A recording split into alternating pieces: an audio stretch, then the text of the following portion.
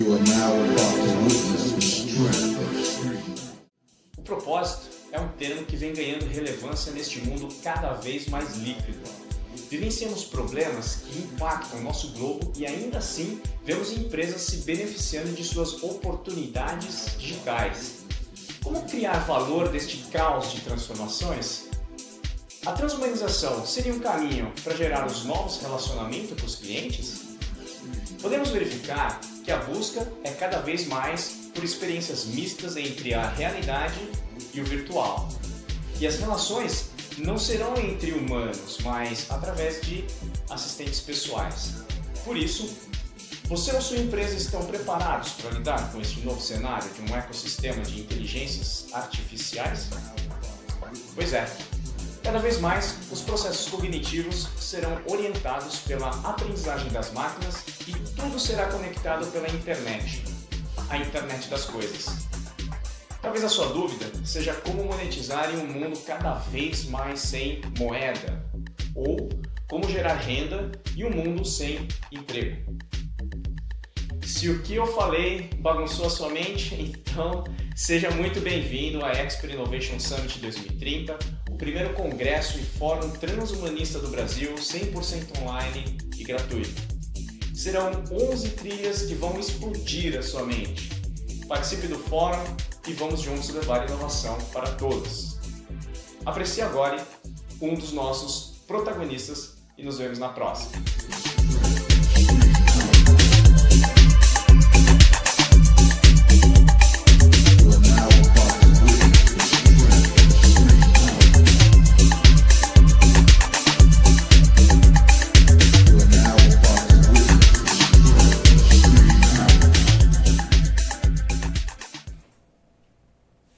Olá, meu nome é Manfred Haut, vim falar sobre a trilha 9 do Expert Innovation Summit 2030, IoT e a digitalização de tudo.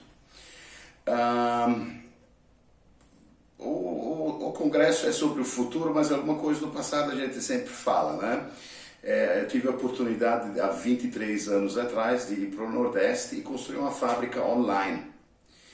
E essa fábrica, ela tinha um nominal de 300 toneladas de malha mês e nós conseguimos fazer em torno de 500 toneladas lá dentro, devido a uma possibilidade de otimização da produção devido à conectividade tanto dos processos quanto da produção. Então, há 23 anos atrás, nós tivemos uma oportunidade de já construir de forma como conceito um Greenfield, que é uma fábrica com conceito de vários componentes da indústria 4.0, quando ela ainda não, esse conceito nem existia ainda, né?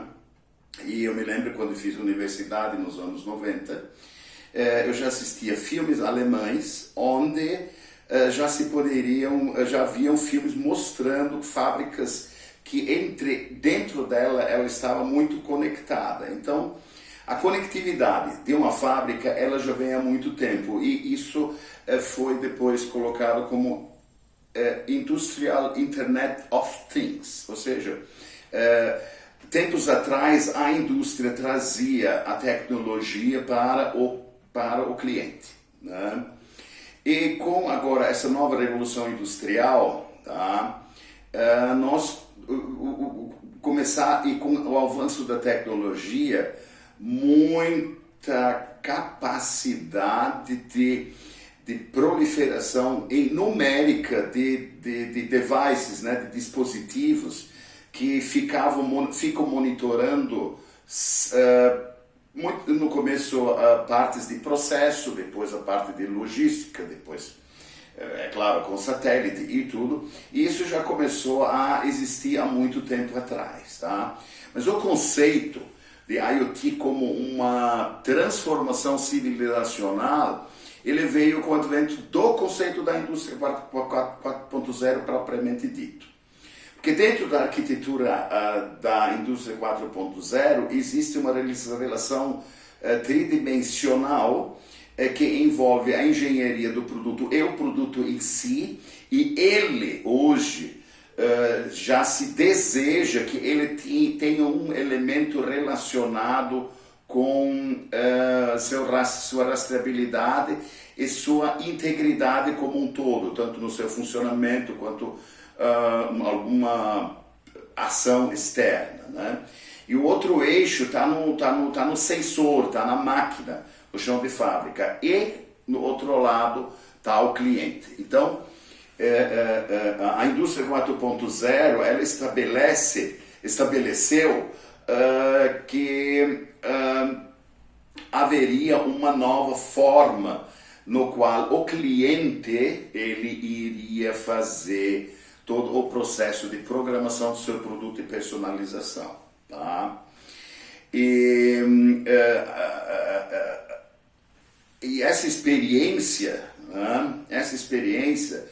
Ela nos mostra que existe, naquela época nos mostrou que existe uma camada que não existia na época, que era a proliferação da abundância de informações sobre a indústria 4.0. E essa primeira camada que a gente fala sempre é a camada do oba-oba, né? Porque o oba-oba é uma camada onde todo mundo consegue falar, ela tem, vamos dizer, a gente chama isso de alto nível, né? Quem é da área de TI, ele vai entender, é um software de alto nível, ou seja, ele está bastante se relacionando com a percepção da maioria dos seres humanos. E quando se implanta uma fábrica com esse nível de conectividade e interatividade, começa a se trabalhar muito com segurança. Naquela época nós já tínhamos lá a intranet, extranet e internet propriamente dita. A extranet, o cliente ele podia, através do nosso site, entrar no nosso ERP e saber onde é que estava o pedido dele. Né?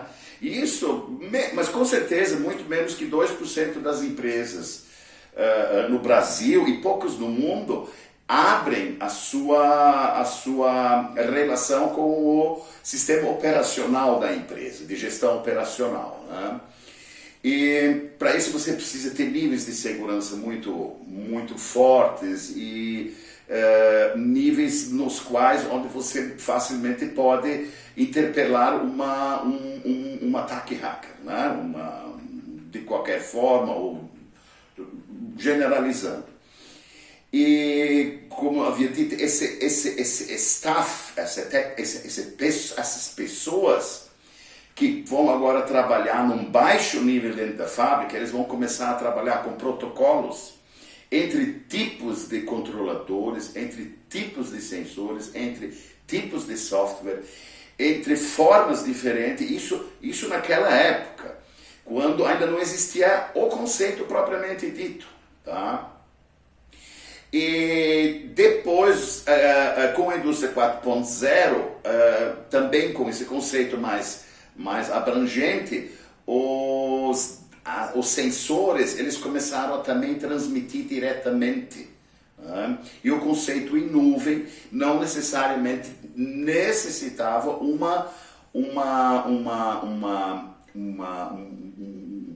servidor físico próprio, central, que pudesse necessitasse armazenar todas essas informações.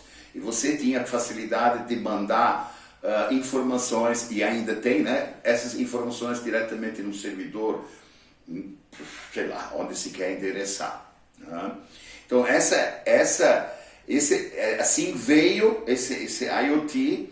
E para onde é que ele vai hoje? Tive a oportunidade de um mês atrás de falar com o pessoal da Alemanha, que está relacionado com a arquitetura e a intermediação dos protocolos para que as máquinas e os devices do cliente, servidores, devices de logística e sistemas, tanto de operacionais, de gestão operacional, de gestão da produção, de gestão do processo, possam se intercomunicar, tá?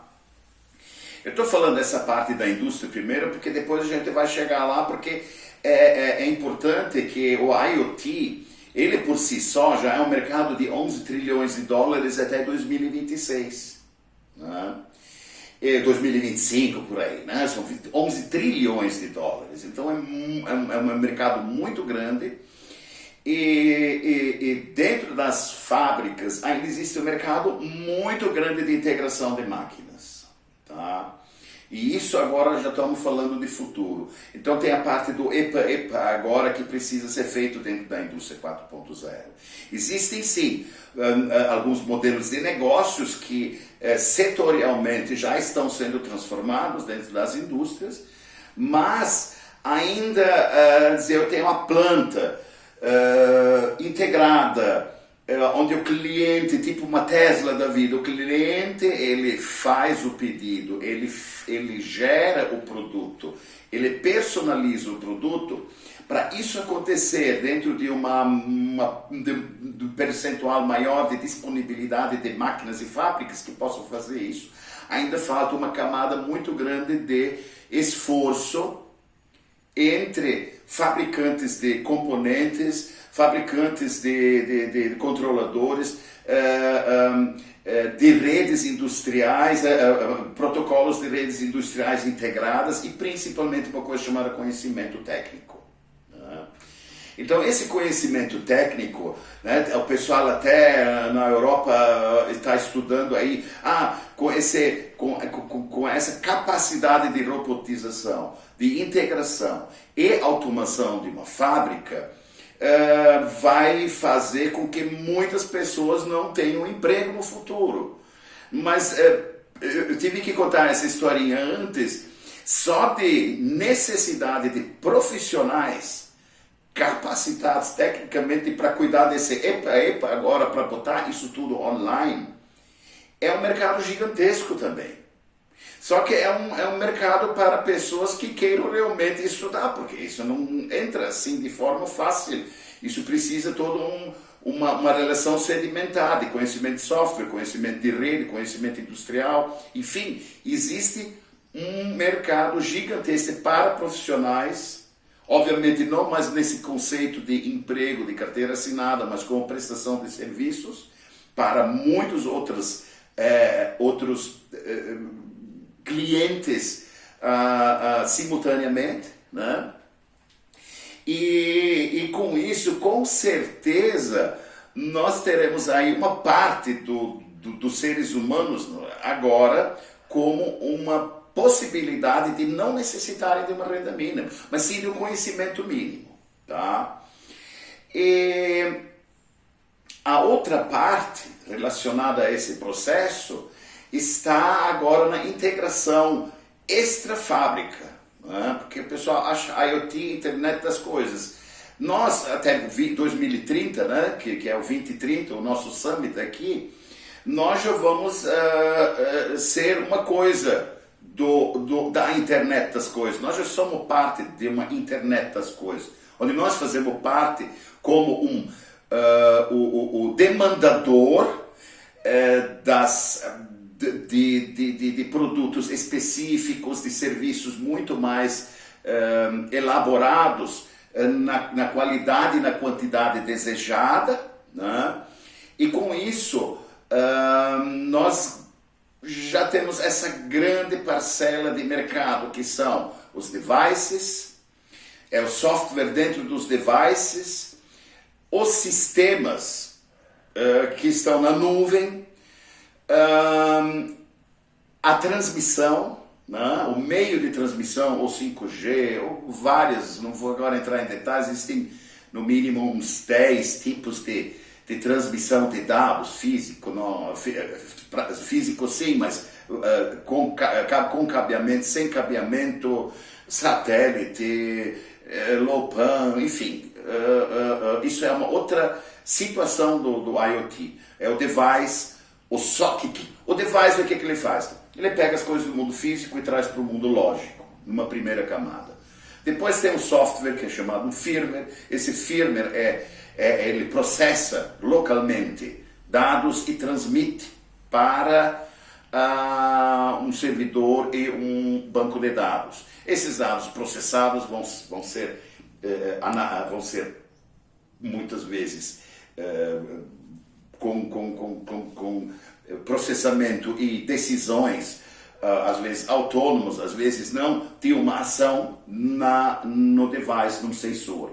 Depois tem elementos, sensores e de controladores de processos que vão estar integrados, depois vários controladores de processo dentro de um sistema, depois os sistemas dentro da fábrica, e a fábrica daí ela vai ter lá primeiro um LinkedIn, né? Para não falar Facebook, um LinkedIn das máquinas, onde elas vão ter toda a capacidade de serem requisitadas automaticamente por uma necessidade de montagem de um produto.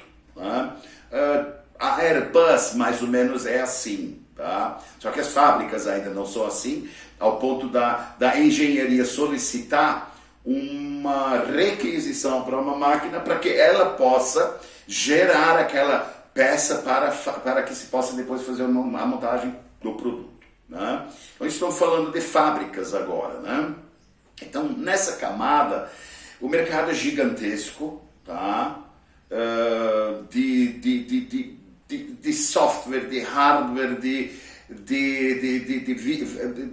aplicações, né?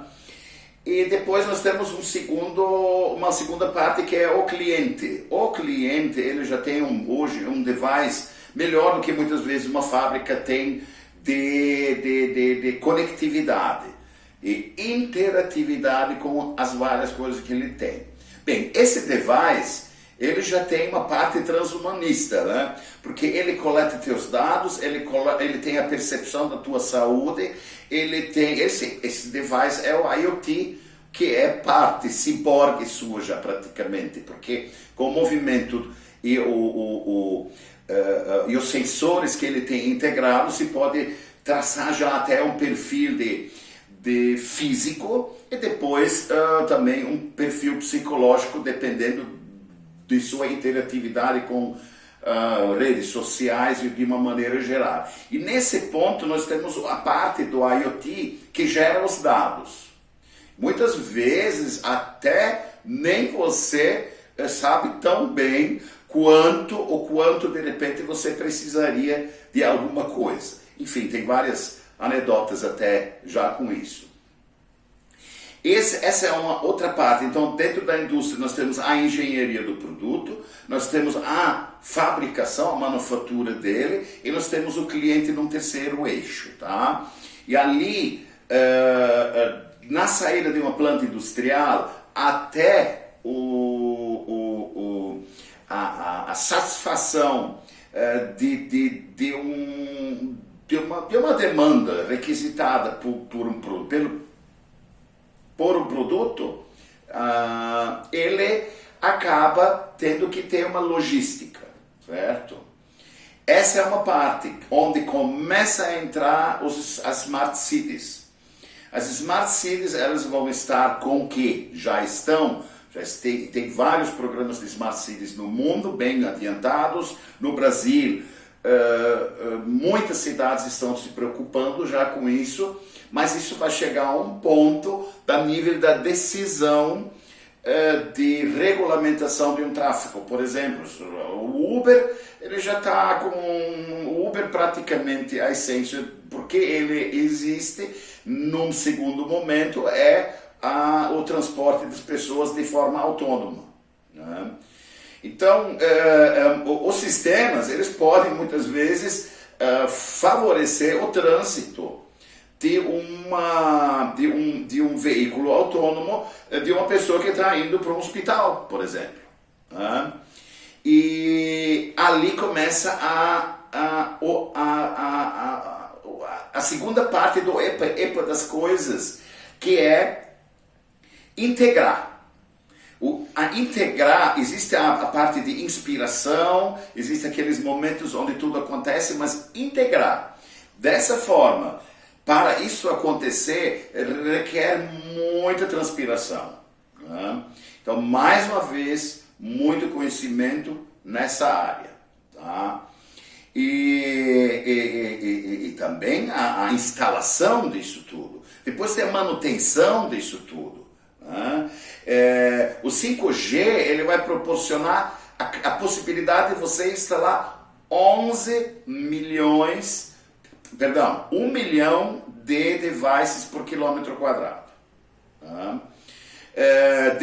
Devices médios, porque tem alguns sensores ou equipamentos que não requerem muita necessidade de transmissão de dados contínua. Agora, um veículo autônomo que tem que ter essa interatividade, ele começa só a se tornar viável depois de um 5G, uma rede de alta capacidade de velocidade de transmissão de dados ser viável isso. Né? E nesse processo todo vem ainda a relação de otimização, né? E com isso você diminui os custos de logística, por exemplo. Então se nós pensarmos que nós já somos uma tecnoespécie, sempre fomos uma tecnoespécie, chegamos em 1800 com 200 mil anos com 1 bilhão de seres humanos, e agora 200 anos depois nós temos 8 bilhões de seres humanos. E nessa exponencialidade, nós tecnicamente teremos que produzir 24 bilhões de pratos de comida por dia. E isso na quantidade e na qualidade. Então, toda essa capacidade de produção, toda essa capacidade de otimização, toda essa nova otimização de esses todos os processos vai diminuir muito o custo e vai fazer com que a demanda seja relativamente suprimida. E para isso, de novo, abre-se um mercado, vamos lá, de 24 bilhões de pratos de comida. Isso é a demanda direta, objetiva. Depois nós temos a demanda indireta, subjetiva, direta, que é tamanho de uma camisa, tamanho de um sapato, tamanho de um grau de um óculos. E depois nós temos a demanda indireta subjetiva, que é cor, estampa, gosto. Né? Então, multiplicando todos esses fatores demandatórios do mercado, alguns anos, acredito ainda muito trabalho ainda terá que ser feito para chegar nesse ponto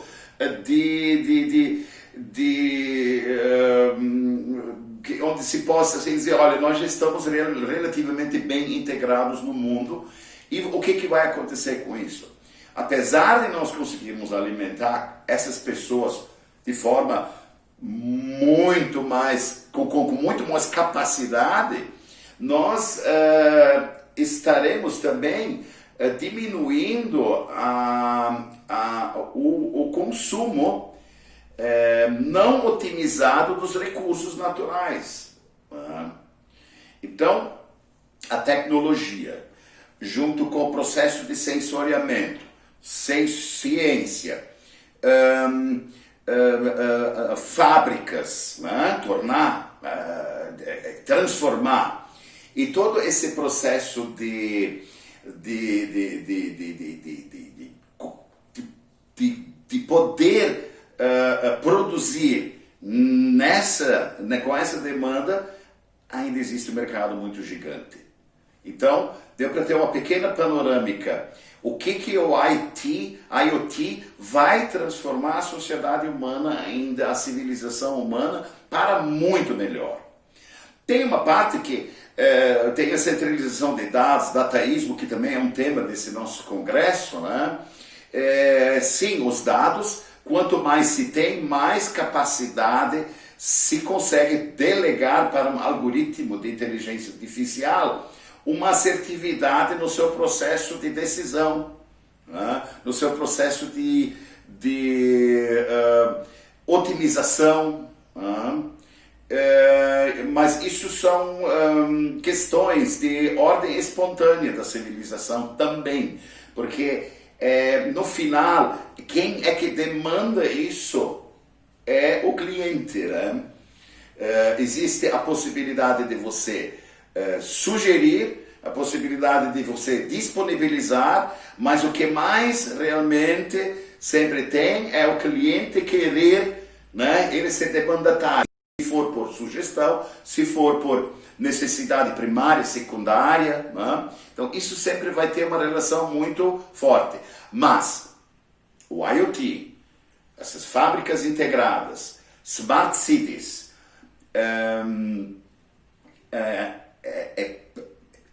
a parte de inteligência artificial desse processo todo, com certeza vai otimizar toda a relação de uso de recursos humanos, da natureza e dos próprios recursos humanos. Mas também vai exponencializar uma série de novas demandas. Então, esse processo de transformação, ele é algo com a velocidade da transformação da tecnologia, do uso da tecnologia, do próprio ser humano se integrando com as tecnologias, haverá uma demanda muito grande para vários novos setores. Então, quando se fala, se pode olhar para uma visão mais pessimista ou uma visão otimista. Eu gosto de olhar para otimista e enxergar que isso, na verdade, em termos de recorrência na humanidade, a gente já percebeu. E quando a gente olha um pouco a macro-história, se consegue perceber que existem recorrências e que existem alterações devido a essa recorrência. E com essa visão, com essa análise dessa forma, muitos paradigmas são mudados ou quebrados muitas vezes, e com isso nós conseguimos entender uma nova forma, uma nova abordagem para que a gente possa ter uma relação mais dedutiva do futuro, né? Então, nós trabalhamos com inovação, com sistemas de gestão, de transformação contínua numa camada ainda humana, para que as organizações possam entender uma nova linguagem, que é um modelo de negócio baseado em propósito, porque as pessoas, com essa necessidade de transformação contínua, elas precisam de energia também. Qual é a energia que faz com que alguém levante sem ninguém exigir? É o propósito, é o desejo de querer transformar, de querer mudar. E isso, com essa nova linguagem que está sendo muito abordada dentro do Summit aqui, nós podemos perceber que a forma de trabalho, a necessidade de transformação contínua, tanto da organização quanto do indivíduo, é algo que está agora inerente no nosso processo de sobrevivência. Tá? Então, tem o lado positivo, mas sempre tem sempre existe um esforço para tudo. A sobrevivência sempre exigiu um esforço. Então, dentro dessa, para não falar muito da tecnologia do IoT, mas sim da sua transformação dentro da civilização, é sobre esse aspecto, né, de levantar algumas dúvidas, alguns questionamentos, algumas reflexões de como é que nosso amanhã vai ser. Ele com certeza não será mais tão igual como era há um tempo atrás. E isso é para todos, para um jovem, porque uma pessoa jovem hoje ela já tem uma outra relação com todo esse processo. Só que ela vai ter que buscar ainda mais uma nova energia, porque vai se transformar mais rapidamente, né? E o modus de sobrevivência é exatamente se integrar a esse processo de transformação contínua, e a opção é muito simples. A vantagem ainda é que você não precisa ter, você precisa ser. Hoje é a economia compartilhada, o IoT, que consegue perceber, que consegue liberar uma entrada de um apartamento de Airbnb, consegue medir teu nível de satisfação, né? Então, todas essas novas abordagens perante ao ser humano como pessoa e como civilização, o IoT com certeza será o elemento que vai, de fato, permear todo esse processo, né? Eu agradeço muito a atenção de vocês. Espero que vocês participem muito do Summit e estamos sempre à disposição para falar de inovação, tecnologia e participar sempre da transformação do mundo. Obrigado, até a próxima. Não vai embora, não vai embora, não vai embora. Eu tenho ainda um recadinho, uma informação importante para você. Eu sei que você acabou de assistir um conteúdo, talvez esteja passando na sua cabeça a seguinte questão, a seguinte pergunta: como eu dou os primeiros passos para poder iniciar uma transformação dentro do meu negócio, dentro da minha empresa? Como eu posso levar um projeto para iniciar essa programação de transformação pela inovação através de uma metodologia, de algo que seja estruturado, mundialmente comprovado? Então, são 8 desafios que você precisa ter em mente. A organização precisa alinhar o modelo mental para entender que inovação a gente precisa pensar um pouquinho diferente. Alinhamento da linguagem. A linguagem deve ser única. A gente usa o modelo de negócio como linguagem padrão.